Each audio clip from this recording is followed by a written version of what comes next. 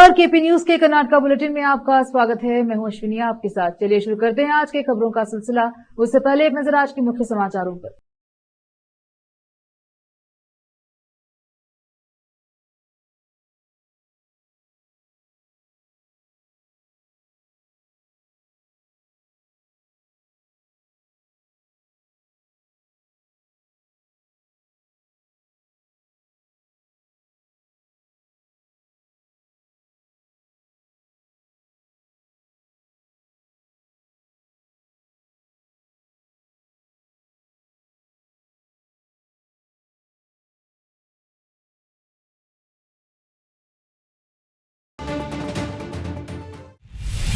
समाचारों का सिलसिला शुरू करते हुए देखते हैं समाचार विस्तार से। पहले समाचार स्थानीय। मुख्यमंत्री सिद्धरामैया की पत्नी की 14 मूडा साइटों के आवंटन के मामले में धारा 17A के तहत जांच की अनुमति दी है। सिद्धरामैया को तुरंत अपना इस्तीफा सौंपना चाहिए। उन्होंने उच्च न्यायालय का रुख किया था। आज उच्च न्यायालय के न्यायाधीश ने उनकी याचिका खारिज कर दी और सिद्धरामैया, जिन्हें नैतिक जिम्मेदारी के रूप में तुरंत इस्तीफा देना चाहिए, मूडा घोटाला, वाल्मीकि घोटाला, KIDB घोटाला और कई अन्य घोटालों सहित कानूनी कार्यवाही में देरी कर रहे हैं। भाजपा ने आज तूफानी बारिश में प्रदर्शन कर नारेबाजी की और जिलाधिकारी कार्यालय पहुंचकर जिलाधिकारी के माध्यम से राज्यपाल को अपील पत्र सौंपा है। पूर्व केंद्रीय मंत्री भगवंत खुबा, जिला महासचिव पीरप्पा यारनल्ली, जिला उपाध्यक्ष विजय कुमार पाटिल गादगी, ईश्वर सिंह ठाकुर, शशि होसरली, दीपक गदगे, विक्रम मुडाले, लुम्बिनी गौतम, संगमेश नसीगर, राजशेखर नागमूर्ति, श्रीकांत पंड्रे, श्रीनिवास चौधरी और कई अन्य उपस्थित रहे। कैमरामैन पपुराज का कवरेज।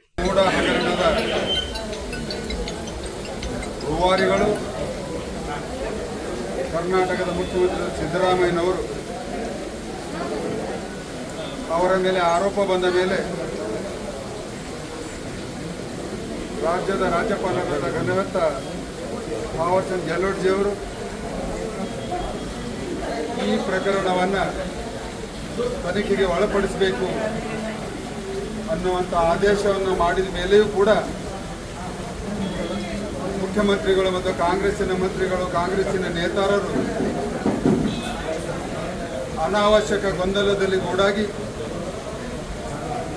ಭಾರತೀಯ ಜನತಾ ಪಕ್ಷವನ್ನು ನಿಂದಿಸುವುದು, ಘನವೆತ್ತ ರಾಜ್ಯಪಾಲರನ್ನು ರಾಜಕೀಯ ಬಣ್ಣ ಬೆಳೆಯುವುದು, ರಾಜಕೀಯವನ್ನು ಮಾಡಿ ಹೈಕೋರ್ಟ್ನಲ್ಲಿ ಅಪೀಲಿಗೆ ಹೋದರು. ಆದರೆ ಉಚ್ಚ ನ್ಯಾಯಾಲಯ ಕುಲಂಕುಷವಾಗಿ ಎರಡೂ ಪಕ್ಷಗಳ ವಾದವನ್ನು ಆಲಿಸಿ ಇಂದು ತೀರ್ಪನ್ನು ಕೊಟ್ಟಿದೆ. ರಾಜ್ಯಪಾಲರ ಹೊರಡಿಸಿದಂಥ ಆದೇಶವನ್ನು ಎತ್ತಿ ಹಿಡಿದಿದೆ. ಹೀಗಾಗಿ ಸುಮಾರು 40 ವರ್ಷಗಳ ರಾಜಕೀಯ ಜೀವನದಲ್ಲಿ ಅನೇಕ ಹುದ್ದೆಗಳನ್ನು ಹೊಂದಿದಂಥ ಸಿದ್ದರಾಮಯ್ಯನವರು ಅದಕ್ಕೆ ಏನಾದರೂ ಕಾರಣ ಇದ್ರೆ ಈ ದೇಶದ ಸಂವಿಧಾನ ಕಾರಣ ಇದೆ. ಕೊಟ್ಟಿದಂತ ತೀರ್ಪು ನ್ಯಾಯಕ್ಕೆ ಜಯವಾಗಿದೆ. ಯಾರ ಮೇಲೆ, ಯಾವ ಮುಖ್ಯಮಂತ್ರಿಗಳ ಮೇಲೆ, ಸಿದ್ದರಾಮಯ್ಯನವರ ಮೇಲೆ ಮೂಢ ಹಗರಣದ ಆರೋಪ ಬಂದಿದೆಯೋ, ಈ ದೇಶದ ಸಂವಿಧಾನಕ್ಕೆ ಸ್ವಲ್ಪ ಆದರೂ ಗೌರವವಿದ್ರೆ ಆರೋಪ ಬಂದ ತಕ್ಷಣ ರಾಜೀನಾಮೆ ಕೊಡುವಂತ ಕೆಲಸವನ್ನ ಮುಖ್ಯಮಂತ್ರಿಗಳು ಮಾಡಬೇಕಾಗಿತ್ತು.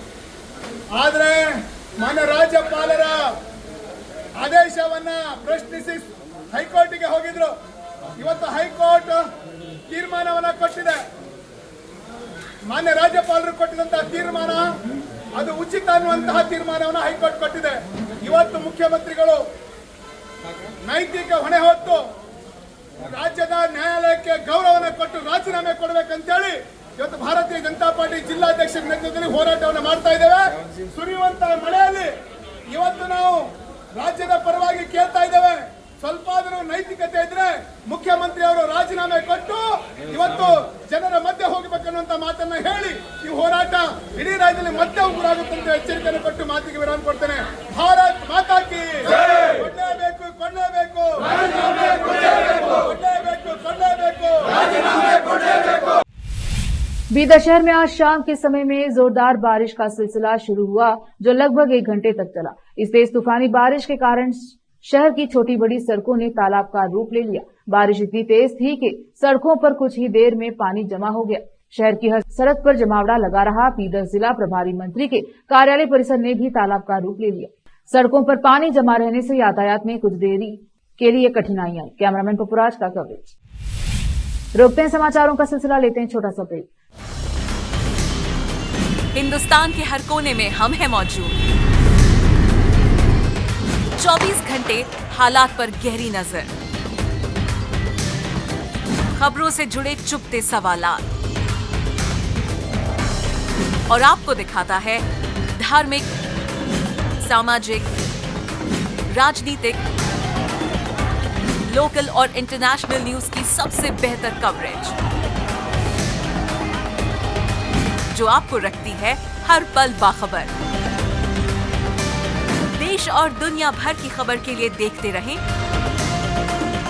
KP news 24/7।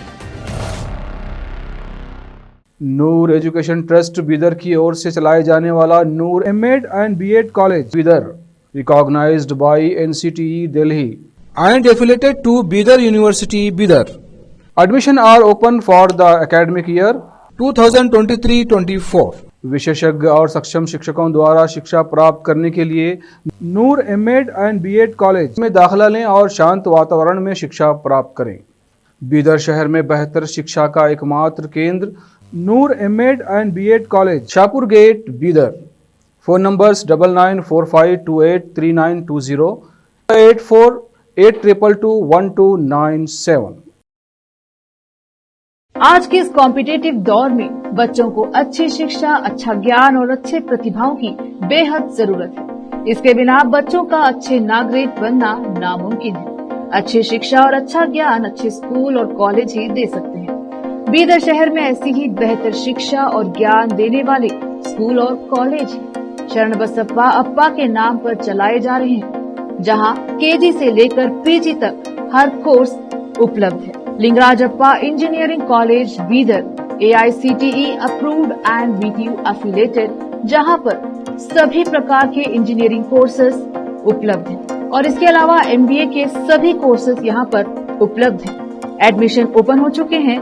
एडमिशन के लिए प्रिंसिपल डॉक्टर रीता पाटिल से संपर्क करें। Contact number 8792506036, 9739555023, 9986291615।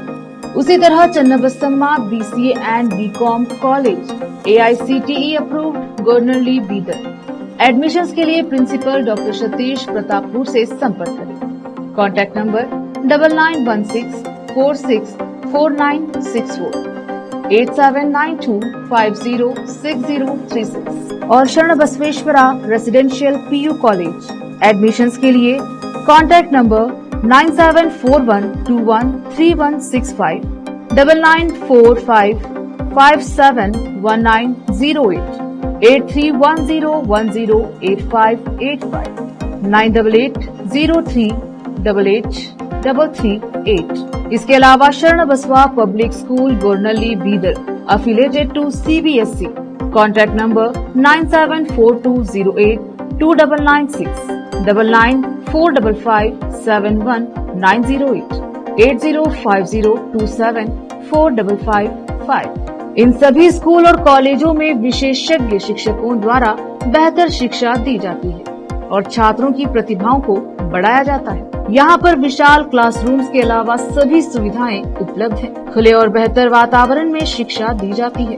अपने बच्चों को शिक्षा और ज्ञान का बेहतर तोहफा देना चाहते हैं तो इन स्कूलों और कॉलेजों में एडमिशन करवाकर अपने बच्चों को भविष्य के अच्छे और शिक्षित नागरिक बनाएं। आज ही अपने बच्चों का एडमिशन करवाइए और बच्चों के भविष्य को उज्जवल बनाइए। ब्रेक के बाद स्वागत है आपका, देखते हैं समाचार। कर्नाटक उच्च न्यायालय ने मंगलवार को मुख्यमंत्री सिद्धरामैया को झटका देते हुए उनकी उस याचिका को खारिज कर दिया जिसमें उन्होंने एक स्थल आवंटन मामले में उनके खिलाफ जांच के लिए राज्यपाल की मंजूरी को चुनौती दी थी। मुख्यमंत्री ने मैसूर शहरी विकास प्राधिकरण मूडा द्वारा एक प्रमुख इलाके में उनकी पत्नी को 14 स्थलों के आवंटन में कथित अनियमितताओं के उनके खिलाफ जांच के लिए राज्यपाल थावरचंद गहलोत द्वारा दी गई मंजूरी को चुनौती दी थी। 19 अगस्त से 6 बार याचिका पर सुनवाई पूरी करने के बाद न्यायमूर्ति एम नागप्रसन्ना की एकल पीठ ने 12 सितंबर को अपना फैसला सुरक्षित रख लिया था। न्यायालय ने 19 अगस्त के अपने अंतरिम आदेश को भी बढ़ा दिया था, जिसमें जनप्रतिनिधियों के लिए विशेष अदालत को निर्देश दिया गया था कि वह मामले में उनके खिलाफ शिकायतों की सुनवाई करने के लिए याचिका के निपटारे तक अपनी कार्यवाही स्थगित कर दे। न्यायमूर्ति नागप्रसन्ना ने फैसला सुनाते हुए कहा, याचिका में वर्णित तथ्यों की निसंदेह जांच की आवश्यकता है, क्योंकि इन सभी कृत्यों का लाभार्थी कोई बाहरी व्यक्ति नहीं बल्कि याचिकाकर्ता का परिवार है। याचिका खारिज की जाती है। उन्होंने कहा कि आज लागू किसी भी प्रकार का अंतरिम आदेश समाप्त माना जाएगा।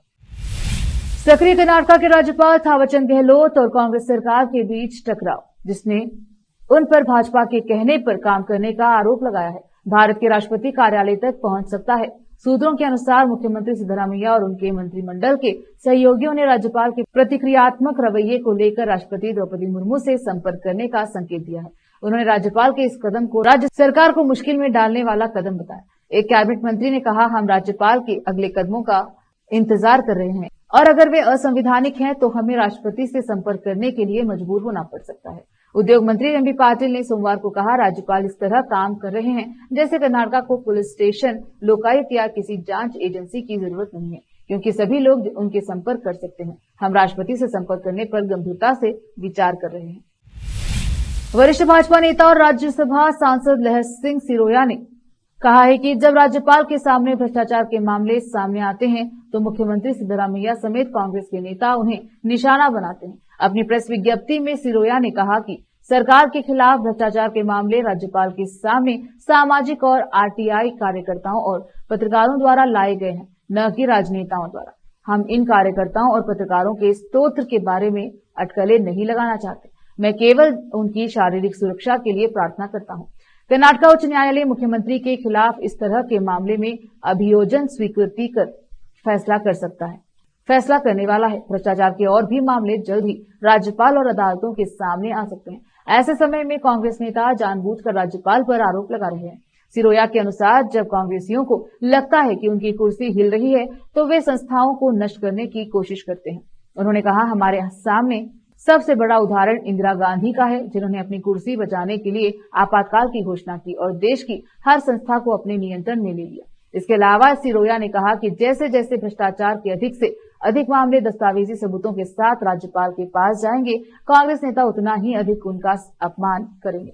सिरोया ने यह भी उल्लेख किया कि सीएम के रूप में अपने पहले कार्यकाल के दौरान सिद्धरामैया ने लोकायुक्त को कमजोर कर दिया था और अपनी खुद की भ्रष्टाचार विरोधी इकाई शुरू की थी, पूरी तरह से निगरानी और जवाबदेही से बचने के लिए। फिलहाल वक्त हो चला है एक और छोटे से ब्रेक का, जल्द लौटेंगे ब्रेक के बाद। हिंदुस्तान के हर कोने में हम हैं मौजूद, 24 घंटे हालात पर गहरी नजर, खबरों से जुड़े चुपते सवालात और आपको दिखाता है धार्मिक, सामाजिक, राजनीतिक, लोकल और इंटरनेशनल न्यूज की सबसे बेहतर कवरेज, जो आपको रखती है हर पल बाखबर। देश और दुनिया भर की खबर के लिए देखते रहें KP news 24/7। Noor education trust Bidar की ओर से चलाए जाने वाला Noor MEd and BEd college Bidar, recognized by NCTE Delhi and affiliated to Bidar University Bidar. Admission are open for the academic year 2023-24.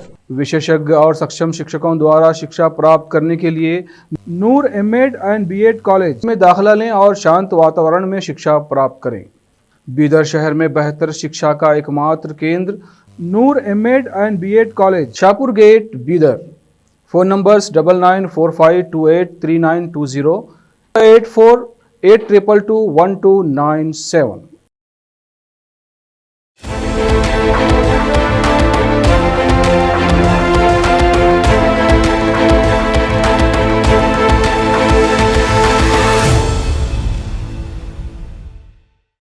Break के बाद स्वागत है आपका, देखते हैं समाचार। मुख्यमंत्री सिद्धरामैया ने सुझाव दिया है कि शराब पीकर वाहन चलाने या यातायात नियमों का उल्लंघन करने वाले व्यक्तियों के ड्राइविंग लाइसेंस रद्द कर दिए जाने चाहिए। वह मुख्यमंत्री आपातकालीन एम्बुलेंस सेवा नामक 65 नई एम्बुलेंसों को हरी झंडी दिखाने के बाद बोल रहे थे, जिनका उद्देश्य सड़क दुर्घटनाओं में होने वाली मौतों की संख्या में कमी लाना है। उन्होंने कहा, यद्यपि यातायात के सख्त नियम हैं, फिर भी बहुत से लोग उनका उल्लंघन करते हैं। कुछ लोगों की लापरवाही के कारण कई निर्दोष लोगों की जान चली जाती है। यदि यातायात नियमों का सख्ती से पालन किया जाए तो दुर्घटनाओं को काफी हद तक रोका जा सकता है। उन्होंने कहा कि शराब पीकर गाड़ी चलाने और गाड़ी चलाते समय मोबाइल फोन का इस्तेमाल करने वालों को कड़ी सजा मिलनी चाहिए। उन्होंने परिवहन मंत्री रामलिंगा रेड्डी से कहा कि यातायात नियमों का उल्लंघन करने वालों के लाइसेंस रद्द कर किए जाने चाहिए। उन्होंने कहा कि दुर्घटना के बाद का सुनहरा समय जीवन बचाने के लिए महत्वपूर्ण होता है और नई शुरू की गई एम्बुलेंस प्राथमिक उपचार प्रदान करेगी और पीड़ितों को नजदीकी अस्पतालों में पहुंचाएगी। कर्नाटक के राजस्व मंत्री कृष्णा बैरेगौड़ा ने मीडिया को बताया कि 21 अक्टूबर के बाद हर जिले में एक उप पंजीकीय कार्यालय दूसरे और चौथे शनिवार और रविवार को काम करेगा। उन्होंने कहा कि कामकाजी मध्य वर्ग के लिए सप्ताह के दिनों में अपनी नौकरी से समय निकालकर पंजीकरण कार्यालय में जाना मुश्किल है। इसके अलावा पंजीकरण के लिए दूसरे राज्यों से आने वालों के लिए यह असुविधाजनक है, इसलिए कामकाजी वर्ग की मदद के लिए यह निर्णय लिया गया है। उन्होंने कहा कि जब लोग पंजीकरण के लिए अपने आवेदन जमा करेंगे तो उन्हें ऑनलाइन सूचित किया जाएगा कौन सा कार्यालय खुला रहेगा। उन्होंने कहा कि यह लंबे समय से लंबित मांग है। बजट में मुख्यमंत्री सिद्धरामैया ने खुद विभागों को इस संबंध में निर्देश दिया है। उन्होंने कहा है कि आवश्यक कानूनी संशोधन किए गए हैं और इस संबंध में कैबिनेट की मंजूरी भी मिल गई है। कानून एवं संसदीय कार्य मंत्री एच.के. पाटिल ने सोमवार को विधानसभा अध्यक्ष यूटी खादर को पत्र लिखकर पूर्व मंत्री एवं राजराजेश्वरी नगर से भाजपा विधायक के मुनिरत्ना को विधानसभा से तत्काल निलंबित करने की मांग की। उन्होंने विधानमंडल में अंदर और बाहर सदस्यों के व्यवहार पर नजर रखने के लिए विधानमंडल की एक आचार समिति के गठन की भी मांग की। भाजपा विधायक पर दलितों और गोकलिंगा महिलाओं पर जातिवादी टिप्पणियां करने के साथ बलात्कार के आरोप भी हैं। अपने 3 प्रश्नों के पत्र में पाटिल ने कहा कि महिलाओं के खिलाफ उनके द्वारा प्रयुक्त अभद्र भाषा अक्षम्य है तथा उनकी भाषा से विधानमंडल की प्रतिष्ठा को ठेस पहुंची है तथा उसकी गरिमा कम हुई है। तिरुपति लड्डू की तैयारी में इस्तेमाल की जाने वाली सामग्री को लेकर हाल ही में उठे विवाद के मद्देनजर कर्नाटक के स्वास्थ्य मंत्री दिनेश गुंडूराव ने निजी कंपनियों द्वारा आपूर्ति किए जाने वाले घी को नमूनों की जांच करने को कहा है। मंत्री का यह बयान राज्य सरकार द्वारा हाल ही में की गई घोषणा के बाद आया है, जिसमें कहा गया था कि सभी सरकारी मंदिर प्रसाद की तैयारी के लिए केवल नंदिनी घी का उपयोग करेंगे ताकि भक्तों को इसकी गुणवत्ता या सामग्री के स्रोत के बारे में किसी भी तरह की आशंका न हो। दिनेश ने बताया कि FSSAI अधिकारियों को राज्य भर में स्थानीय स्तर पर निर्मित घी के 250 से 300 नमूने एकत्र करने के लिए कहा गया है। FSSAI की टीमें मंगलवार तक नमूने एकत्र करने का काम पूरा कर सकती हैं। अगर किसी स्थानीय निर्माता द्वारा बनाया गया घी मिलावटी पाया जाता है तो उसके खिलाफ खाद्य सुरक्षा और मानक अधिनियम 2006 के तहत कार्यवाही की जाएगी और उसे घी बनाने से भी प्रतिबंधित किया जा सकता है। फिर से एक नजर आज के मुख्य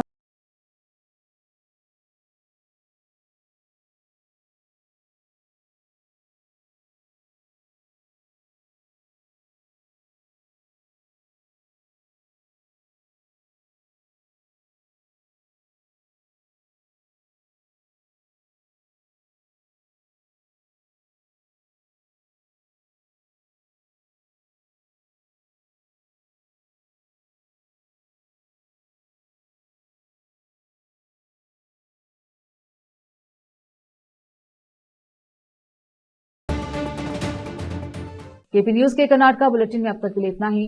देखते रहिए केपी न्यूज 24/7। धन्यवाद।